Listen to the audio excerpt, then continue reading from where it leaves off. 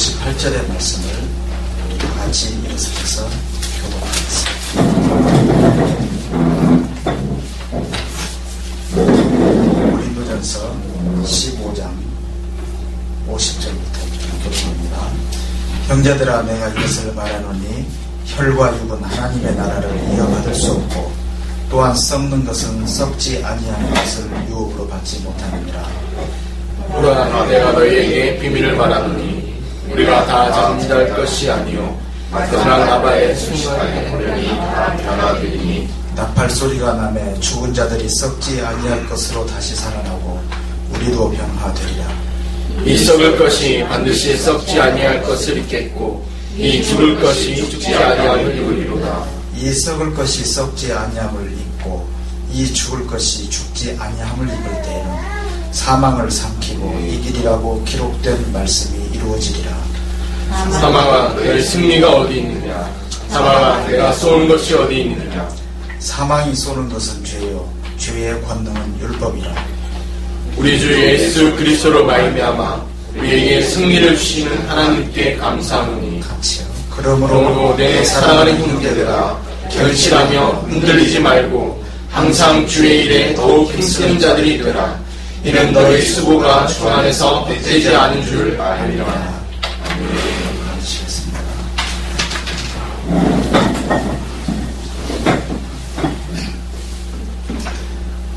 우리 한국이 낳은 세계적인 선수 김연아 선수의 이야기를 먼저 시작할까 합니다. 우리 그 김연아 선수가 경기를 하는 모습을 보면 정말 어떻게 저렇게 완벽하게 잘 할 수 있을까 하는 그런 생각이 들죠. 이번에도 세계선수권 대회에서 김연아 선수가 또 당당하게 아주 출중한 실력으로 이렇게 금메달을 따게 되었습니다. 그 금메달을 딸 때 또 우리나라 국가가 울려 퍼지면서 금메달을 목에 걸게 되는데 정말 보는 우리만 해도 얼마나 그 가슴이 기쁘고 그 어떤 승리감을 맛보게 됩니다. 하물며 그 선수는 오죽하겠습니까? 그런데 얼마 전에 제가 김연아 선수의 그 발을 찍은 그 사진을 인터넷상에서 보았습니다. 김연아 선수가 참 얼굴도 예쁘고 참 여러 가지로 참 잘 갖춘 그런 선수 아닙니까? 그런데 그 발은 전혀 아니더라고요. 왜냐하면 너무나 혹독한 그런 그 연습을 이렇게 하기 때문에 그 발이 아주 형편없이 많은 그런 굳은 살이 있고 아주 볼품없이 그렇게 되어 있는 것을 보았습니다. 승리자 모습의 그 이면에는 이러한 그 혹독함이 있는 것이죠. 예수님께서도 오늘 우리가 부활하신 그날을 우리가 기념하면서 이렇게 예배를 드립니다마는 부활이라고 하는 그 승리 이면에 그 십자가에 그 혹독한 그런 순환이 있었습니다. 우리가 지난 고난주간 기도회 때 제가 잠깐 말씀드린 바도 있습니다마는 예수님께서 당하신 그 순환을 잠시 설명드리고자 합니다. 그 사형수들한테 긴 막대기를 하나 어깨에다 메고 혹은 십자가 모양의 막대기를 메고 가게 합니다. 그리고는 이제 못 박아서 이렇게 매달 그렇게 하는데 이 손바닥에다가 못을 박으면은 몸무게를 견디지 못하고 이렇게 흘러내리기 때문에 그런 손바닥에다 박았을 경우에는 밧줄로 팔을 묶어가지고 흘러내리지 않게 그렇게 합니다.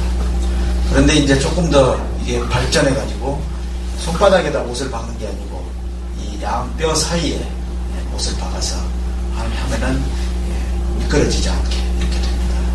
그리고 발에도 발등에다가 못을 박아서 그렇게 매달아놓는 것이죠.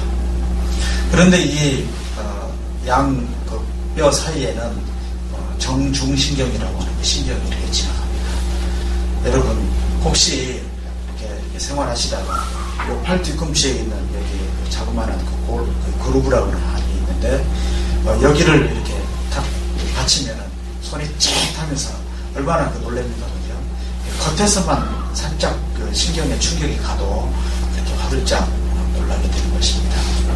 그런데 하물며 여기에다가 지금 못을 박았으니 이 신경이 그대로 이제 손상을 받게 되고 그런 상황입니다. 그런데 십자가에 매달아 놓으면 이제 숨을 쉬어야 되는데 몸무게에 자꾸 이렇게 몸이 처지기 때문에 압박이 돼가지고 숨을 제대로 잘 쉬지를 못합니다. 사람은 보통 1시간에 6번 내지 10번 정도의 큰 숨, 소위 사이라고 하는 한숨을 쉬게 됩니다. 그 큰 숨을 쉬어줘야 폐가 이렇게 소위 콜랩스, 이렇게 쪼그라들지 않고 숨을 제대로 쉬면서 산소를 충분히 공급받을 수 있고 이산화탄소를 내보낼 수가 있습니다. 그런데 십자가에 매달아 놓으면 그게 되지 않기 때문에 이 죄수들이 숨을 쉬기 위해서 발로 힘을 주어가지고 들어 올려야 됩니다. 이렇게 들어 올립니다. 들어 올리면서 숨을 크게 쉬고 또 쳐지고 또 잠시 또 그랬다가 또 숨을 크게 쉬면서 쳐지고 하는데 그때 얼마나 이 통증이 격심하겠습니까?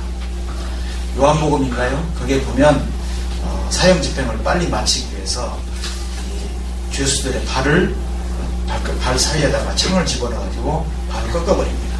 꺾어버리면은 발로 그걸 밀어 올리면서 숨을 크게 쉬다가 발을 꺾으면은 이제 더 이상 발에 힘을 쓰지 못하기 때문에 그래서 결국 몸이 축 처지면서 질식사 그렇게 해서 최후를 맞게 되는 것이죠. 하여간 인간이 만들어낸 사형 제도 중에서 가장 극악무도하고 악랄한 그런 그 방법이라 할 것입니다. 그런 그 참혹한 순환을 예수님께서 그렇게 당하신 것이죠. 그러한 그 참혹한 그런 순환 그 이후에 예수님께서는 부활이라고 하는 그런 승리를 이렇게 이루셨던 것입니다. 여러분, 복음의 그 중심 주제는 무엇이라고 생각하십니까? 여러 가지 표현이 있을 수 있습니다만은 제가 말씀드린다면 하나님의 나라라고 말씀을 드리고 싶습니다.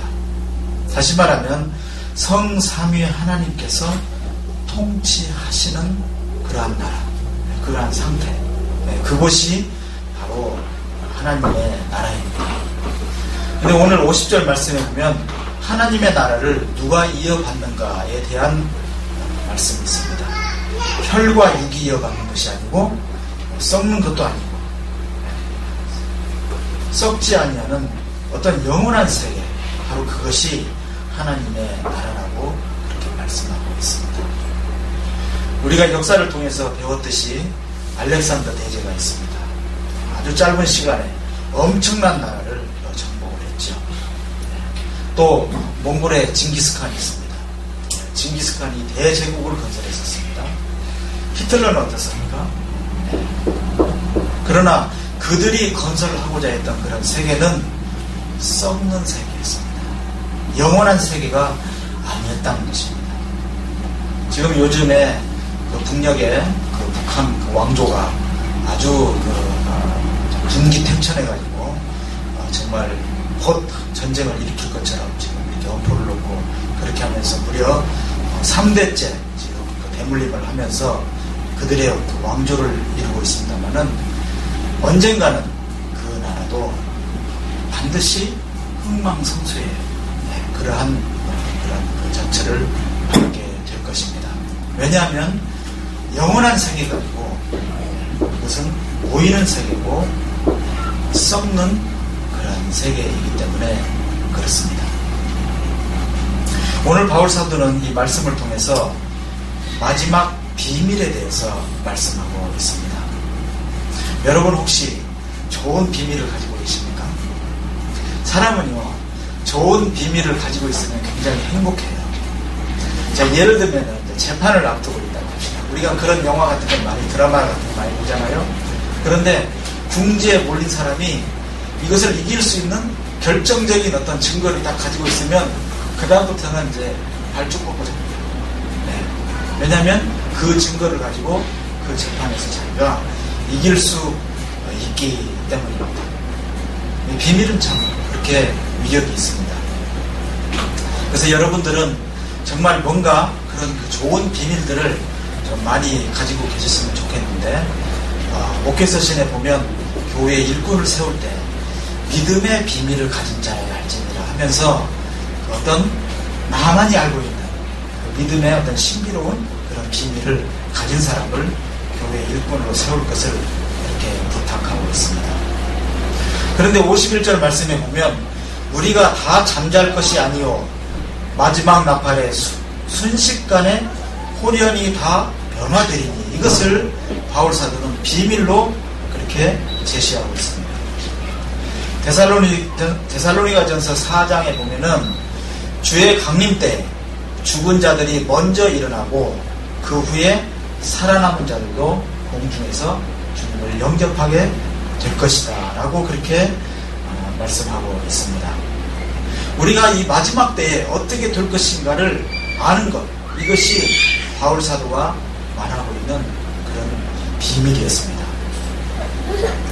여기에서 보면 잠잔다고 표현을 하고 있는데요, 이 말은 약간의 어떤 논란도 있긴 합니다만은 어떤 천국과 지옥에서 최종적인 상태가 아니고 중간 상태라고 그렇게 말할 수 있겠습니다. 물론 여기에 논란이 좀 있습니다. 중간 상태는 무엇입니까? 주님께서 한편 강도에게 오늘 내가 나와 함께 낙원에 있을 것이다 했던 그 낙원, 그 다음에 하데스라고 말하고 있는 음부, 이런 곳이 이제 중간 상태입니다. 바로 그 중간 상태에서 잠을 자고 있다, 대기하고 있다, 이렇게 표현된 말씀이 잠을 잔다라는 그런 말씀인 것입니다. 우리가 그러한 대기 상태에 있다가 주님께서 재림하실 때 그 나팔 소리와 함께 잠자는 데서 깨어나서 홀연히 변화해서, 다시 말하면 부활하게 되는 것입니다. 빌립보서 3장에 보면 우리의 낮은 몸을 자기 영광의 몸의 형체와 같이 변하게 하시리라. 요한복음에서는 선한 일을 행한 자는 생명의 부활로, 악한 일을 행한 자는 심판의 부활로 나오리라, 이렇게 주님께서 말씀하고 있습니다. 바울 사도도 선인과 악인의 부활을 말씀하고 있는데 악인도 부활한대요. 그런데 그 부활은 진정한 의미의 부활이 아니죠. 또 예를 들면 나사로가 죽었다가 다시 살아난 일 있지 않습니까? 그거는 부활은 아니죠. 여기서 말하고 있는 부활은 정말 우리가 신령한 몸을 입어서 영원한 세계, 그 세계에 들어가게 되는 그러한 새로운 삶, 그것을 바로 부활이라고 말씀하고 있고, 그 부활한 자들만이 최종적인 진정한 하나님의 나라에서의 천국 시민으로서 살아갈 수 있게 된다는 것입니다. 이것이 바울 사도는 마지막에 우리에게 펼쳐질 비밀이라고 그렇게 말씀하고 있습니다. 우리 신자들의 결정적인 승리입니다. 여러분, 만일에 재판을 하는데 결정적인 그런 증거를 가지고 있어서 승리의 확신을 딱 갖게 되면 어떻습니까? 팔 뻗고 자잖아요. 땅 짚고 헤엄치기잖아요. 그런 것처럼 우리가 정말 마지막에 그러한 부활이라고 하는 보장된 미래를 가지고 있다면 그 확신 가운데서 우리가 이 세상의 나그네의 삶을 보다 더 힘있게 확신 가운데, 기쁨 가운데 승리하는 그런 삶을 살아갈 수 있을 것입니다. 근데 여러분, 묻겠습니다. 여러분은 정말 부활을 믿으십니까? 그냥 관념적으로, 그냥 입술로만 고백하는 부활신앙입니까? 제가 옛날에 이제 그 군의관 시절에 저희 부대 그 대대장께서 조금 별난 분이었어요. 그런데 6.25 훈련을 갔는데 저더러 먼저 시범을 보이라는 거예요. 근데 그 시범이 뭐냐면 한 10m 정도 높이 되는 그 높은 거기에서 뛰어내리라는 거예요. 물론 맨몸으로 뛰어내리는 게 아니죠. 맨몸으로 뛰어내리려면 뛰어내릴 사람이 어디 있습니까? 거기에 이제 안전줄을 다 달고 이제 뛰어내립니다. 그때 뛰어내리는 그 폼이 있어요. 그거를 이제 연습을 여러 차례 이렇게 해가지고 이렇게 뛰어내리는데, 정말 거기 올라가서 이렇게 보니까 정말 정신이 어지러지러하고 무섭더라고요.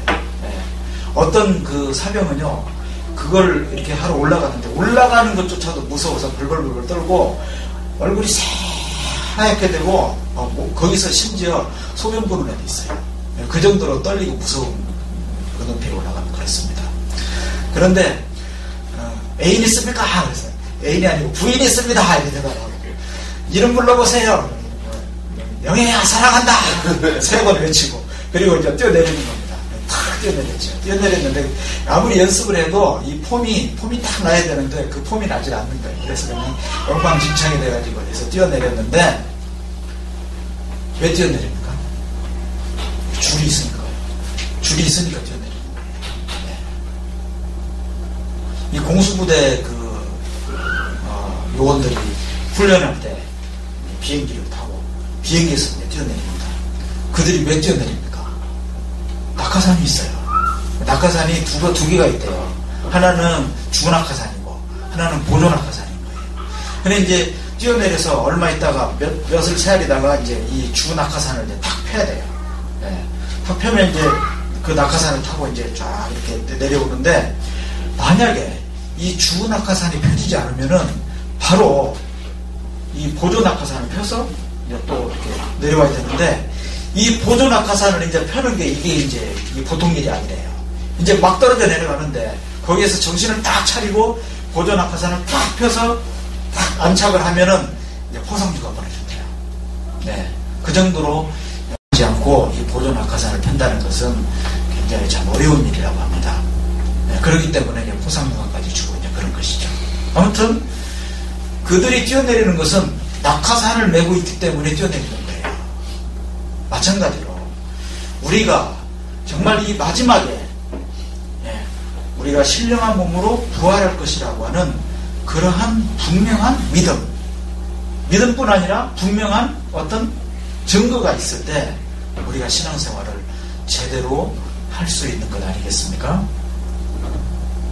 저는 고등학교 때 슈바이처 박사의 나의 생활과 사색에서라고 하는 그 책을 읽고 완전히 그냥 혼란에 빠졌어요. 왜냐하면 그분의 책을 읽어보면 그분이 목사였고 신학 박사였고 철학 박사였고 또 음악 박사였어요. 세계적인 오르가니스트였고 의사였고 철학 박사고 목사였고 그랬는데 그분은 예수님의 부활을 믿지 않더라고요.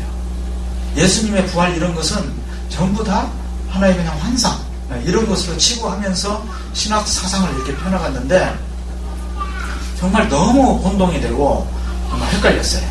그래서 이 문제를 해결하기 위해서 대학 다니던 시절에 여러 책을 읽고 경북대학 도서관에 가서 기독교의 진리하는 그 책인데 저자가 누구냐면 하르락이라고 하는 독일의 신학자였어요. 근데 그 책을 보니까 아무도 빌려보지도 않았더라고요. 근데 이제 그 책을 열심히 읽었는데 나중에 보니까 이분도 예수의 부활을 부정하는 거예요. 네? 그런 캐묵은 잘못된 것을 믿으면서 어떻게 기독교의 본질을 바로 알 수 있느냐 하면서 쭉 해나갔는데 더 헷갈려 버린 거죠. 네.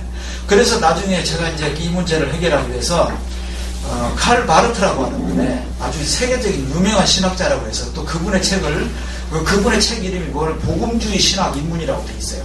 그래서 복음주의 가면 이분이면 되겠다 해서 읽었는데 나중에 좀 읽어가니까 예수님은 역사적으로 부활하신 게 아니라 초역사적으로 부활했다. 이 부활은 역사적인 사건이 아니다. 막 이러면서 또 뭐 이렇게 그 신학 논지를 펴나갔는데 계속 엎친 데 덮친 식으로 헷갈리게 만들더라고요. 이분들이 목사님들인데 신학자들인데 그래서 참 마음이 여러 가지로 참 힘들었었는데요. 그러나 성경을 참 진지하게 공부하는 어떤 그룹에서 같이 공부하고 또 강의도 듣고 하면서 이 성경은 부활의 증인들이 기록한 것이라는 것을 알게 되었습니다. 그래서 이제 부활신앙을 갖게 되었는데요. 부활의 증거를 한두 가지만 말씀드려볼까요? 첫째는 수많은 목격자들이 증언했다고 하는 것입니다. 이 목격자의 증언은 너무나 중요합니다. 당시 그 세계에서 2명만 증인이 있어도 그것이 사실로서 증거 효력을 갖게 되는데 수백 명 앞에서도 나타나셨어요. 그리고 바울 사도가 어떤 사람입니까? 사울이라고 하는 청년 시절에 어떤 사람이었습니까? 그러나 그가 부활하신 예수님을 만나고 완전히 변해서 정말 목숨을 걸고 우리 기독교 복음을 증거했던 분 아닙니까? 많은 사도들이 많은 그리스도인들이 주님의 부활을 목격하고 그 부활의 권능에 참여하고 정말 신앙 양심에 따라서 부활하셨다라고 하는 사실을 목숨을 걸고 증언했다는 것이죠. 만약에 이분들이 그냥 글에다가 몇 자 이렇게 써놓고 만 것이라면 증거가 될 수가 없어요. 그러나 이들은 목숨을 바쳐서 예수께서 부활하셨다고 하는 사실을 증언했던 것입니다. 그 증언의 결과로 오늘날 그리스도 교회가 세워진 것입니다. 만약에 이들이 거짓으로 꾸며내서 예수께서 부활하셨다고 그렇게 이야기했다면 기독교는 존재할 수 없었겠죠. 오늘날 이러한 교회는 세워질 수 없는 것이죠. 또 두 번째 증거를 말씀드린다면 성경 자체가 구약에서 예언했던 그 예언이 예수님의 부활로 성취가 된 것입니다. 출애굽기 3장에 보면 아브라함의 하나님, 이삭의 하나님, 야곱의 하나님이라고 하는 그 표현 속에 지금도 살아있는 조상들의 하나님이라고 하는 해석을 주님께서 하셨습니다. 그 해석으로 부활이 없다고 하는 그런 사두개인들의 논박을 명쾌하게 이겨냈던 것이죠. 시편에 보면 주의 거룩한 자를 멸망시키지 않는다. 이사야 25장에 보면 사망을 영원히 멸하실 것이다. 호세아 13장에 보면 스울의 권세에서 속량하시며 사망에서 구속하리라. 이 구약에서 분명히 부활에 대한 예언의 말씀들을 하고 있는 것입니다. 그 예언의 말씀이 예수 그리스도를 통해서 성취된 것이죠. 저는요 조금 까다로워가지고 성경을 유난히 좀 따져요. 네. 그리고 목사님들의 설교를 듣고 나면 이렇게 중요한 것을 메모했다가 또 따져봐요. 왜냐하면 하도 이상한 그 해석들이 많고 너무 비합리적이다 싶은, 우리가 지성과 이성을 가지고 있는데 그냥 막 마구잡이로 우겨대면 안 되잖아요. 그렇게 해서 미혹에 빠지는 그런 경우가 얼마나 많습니까?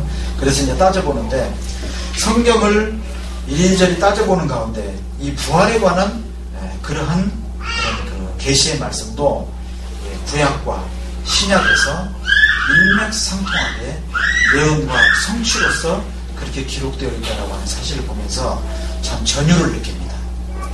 그냥 막연하게 뭐 카더라 그냥 사도들이 그렇게 이야기하니까 우리가 무조건 믿는 것이 아니고 역사적으로 입증이 되는 그러한 사실들인 것이죠. 이러한 사도들은 철저하게 예수님의 죽음과 그 부활을 증거했습니다. 사도행전 1장에 보면 가룟유다 대신에 사도를 선출할 때도 그 조건이 뭐였습니까? 여러 가지 조건 중에 가장 중요한 조건은 예수의 부활을 증거할 사람이었습니다. 또 바울은 아레오바고에서 설교할 때 예수와 부활을 증거했습니다. 베드로와 요한도 하나님이 죽은 자 가운데서 그를 살리셨으니 우리가 이 일의 증인이라. 바로 예수님의 죽으심과 그 부활에 대한 증인으로서 삶을 살았던 것입니다. 그러면 우리는 어떻게 해야 되겠습니까? 우리는 사도는 아닙니다. 목사가 사도입니까? 전도사가 사도입니까? 교인들이 사도입니까? 사도는 아닙니다. 사도는 아니지만 교인들은 목회자와 교인들을 다 포함해서 사도적인 그러한 사명을 가지고 있는 것입니다. 그 사도적인 사명은 주님의 복음을 증거하기 위해서 보내심을 받은 자인데 반드시 예수님의 죽음과 그 부활을 증거할 수 있는, 증거해야만 하는 그러한 증인의 삶을 살아야 하는 것입니다. 54절에 보면 사망이 이겼다고 하지만 그 사망의 이김이 삼킨 바 되었다고 말씀하고 있습니다. 이사야서를 인용하면서 사망을 영원히 멸하실 것이라. 주 여호와께서 모든 얼굴에서 눈물을 씻기시며 자기 백성의 수치를 온 천하에서 제하시리라. 이사야서 25장 8절의 말씀입니다. 이 세상에서 우리가 참 복음의 나그네로 살아갈 때 너무나도 희한하고 괴상망측한 일들을 많이 당합니다. 모욕과 수치도 당하기도 하고요. 고난을 겪을 수밖에 없습니다. 그러나 그럼에도 불구하고 우리의 모든 눈물을 씻겨주시고 우리가 받는 그 모든 수치를 온 천하에서 제하시는 사망의 권세를 이기는 그러한 승리의 사건을 말씀하고 있는 것입니다. 그래서 55절 말씀에 보면 사망아 너의 승리가 어디 있느냐, 사망아 너의 쏘는 것이 어디 있느냐. 56절의 말씀은 사망에 쏘는 것은 죄요 죄의 권능은 율법이다 이렇게 말씀하고 있는데 조금 해석이 어려워요. 한 주간 내내 이 말씀을 어떻게 해석해야 하나고 주석을 찾아보고 했는데 시원한 해석이 잘 없어요. 그래서 제 나름대로 받은 은혜대로 이렇게 해석을 해봅니다. 사망에 쏘는 것은 죄라고 하는 말은 죄는 사망의 무기가 되는 거예요. 그래서 죄로 인해 죽는다 이 말이죠. 여기는 설명이 좀 쉬운 편인데요. 그 다음에 죄의 권능은 율법이다 이 말을 이대로 한번 읽어보겠습니다. 율법은 죄에 대해서 자연인의 어떤 양심보다 훨씬 더 죄에 대해서 많이 깨닫게 해주기 때문에 사람이 죄에 대한 자의식을 더 많이 갖게 하기 때문에 죄가 능력을 발휘하게 된다. 그래서 율법을 통해서 죄를 깨닫게 되고 그렇기 때문에 우리가 죄의 어떤 능력 이것에 대해서 더 많이 알게 된다. 그런 그 말씀으로 생각이 됩니다. 옳은 해석인 줄은 모르겠습니다만은 아무튼 바울사도는 이 말씀을 통해서 정말 우리에게 예수 그리스도를 통해서 승리를 주신다고 하면서 하나님께 감사한다고 했습니다. 부활은 영원한 것이고 완전한 승리입니다. 모든 눈물과 모든 고통의 종지부를 찍는 그런 승리의 결과인 것입니다. 그래서 우리는 그런 승리와 보장된 승리와 그 승리에 대한 감사의 삶을 살아가야 할 것입니다.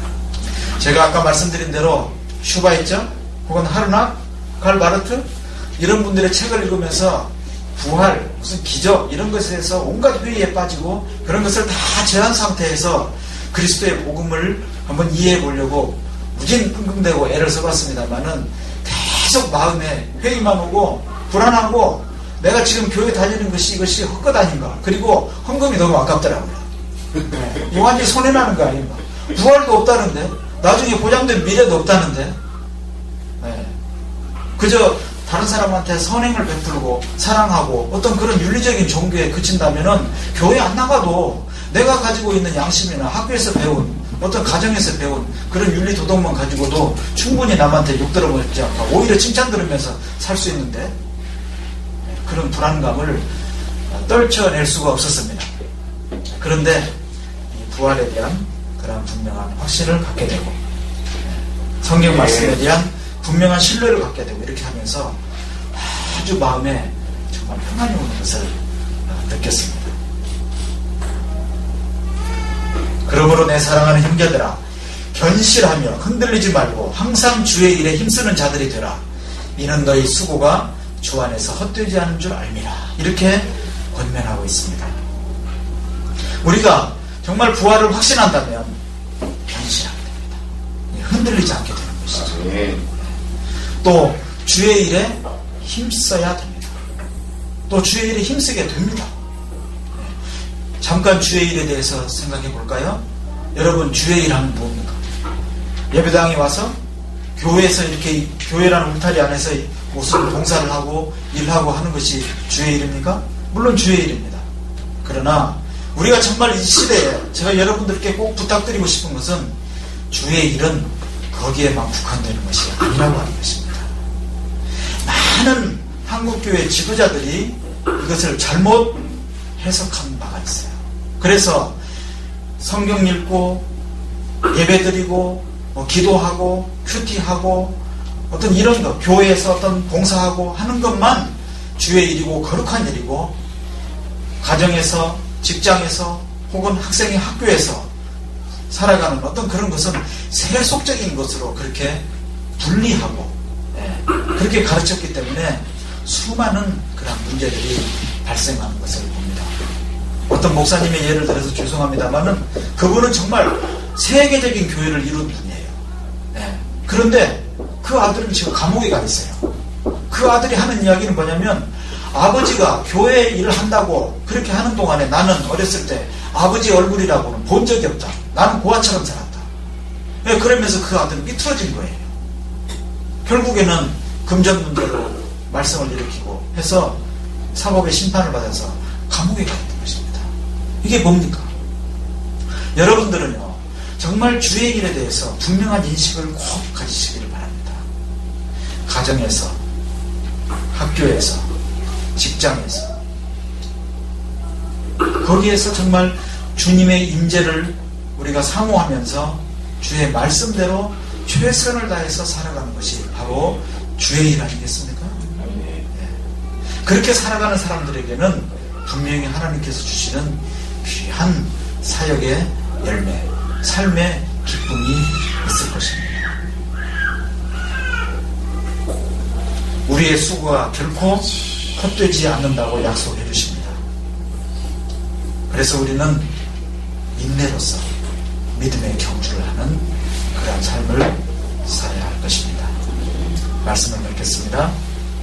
오늘 이 말씀을 묵상하면서 우리가 십자가의 고난과 부활에 대한 분명한 의미를 마음 가운데 깊이 새기십시다. 부활의 영광만을 바라지 마시고 또 십자가의 고난만을 생각하지 마시고 십자가의 고난과 부활이 겸비한 균형을 분명히 갖춘 그런 믿음 생활을 하십시다. 아멘.